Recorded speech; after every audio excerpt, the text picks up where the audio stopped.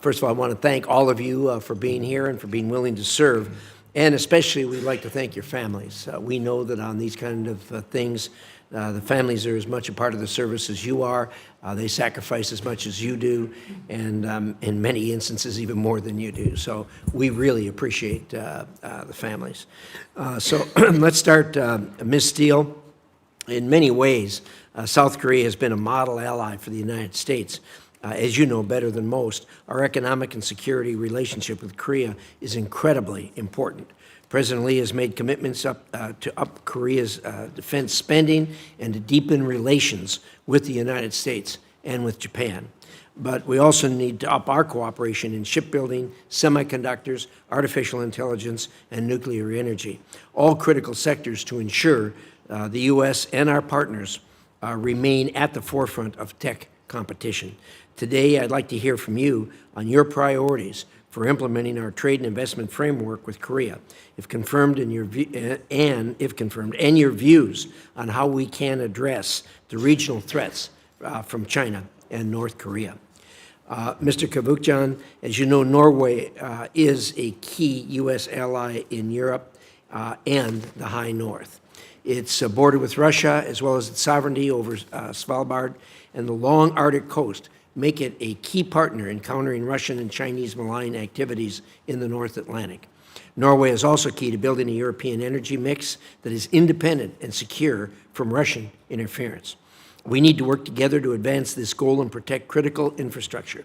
I look forward to hearing how you would work with Norway to advance these key priorities.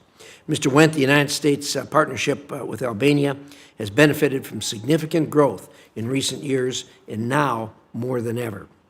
Albania is an important NATO ally, helping provide stability in the Western Balkans and standing up to Russian influence. It is very important for the U.S. to continue its support of Albania's implementation of government and economic reforms they have undertaken, which will in turn increase opportunities for greater cooperation. I look forward to hearing your thoughts on these issues. Mr. Dahl, I do not envy the task before you. The legal advisor is integral to the planning and execution of our most complex and consequential foreign policy decisions.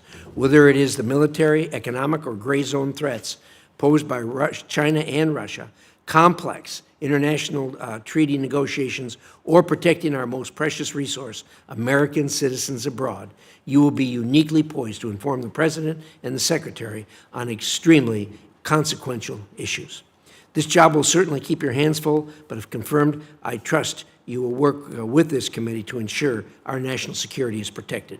And finally, Mr. Bratt, Australia is one of our most important partners in countering China's influence in the Indo-Pacific. If confirmed, you will oversee a historic transformation of our alliance with Australia as we step up our diplomatic, economic, and security cooperation through AUKUS and other initiatives. In this role, I hope you will also push our friends to fully implement their new investment screening and foreign influence laws to counter malign Chinese influence and assist them as they seek to counter the rise of anti-Semitism that we've seen in Australia and, for that matter, around the world. Thank you again to the nominees and to the families. And with that, I turn the podium over to the ranking member, Senator Shaheen. Thank you, Mr. Chairman, and welcome.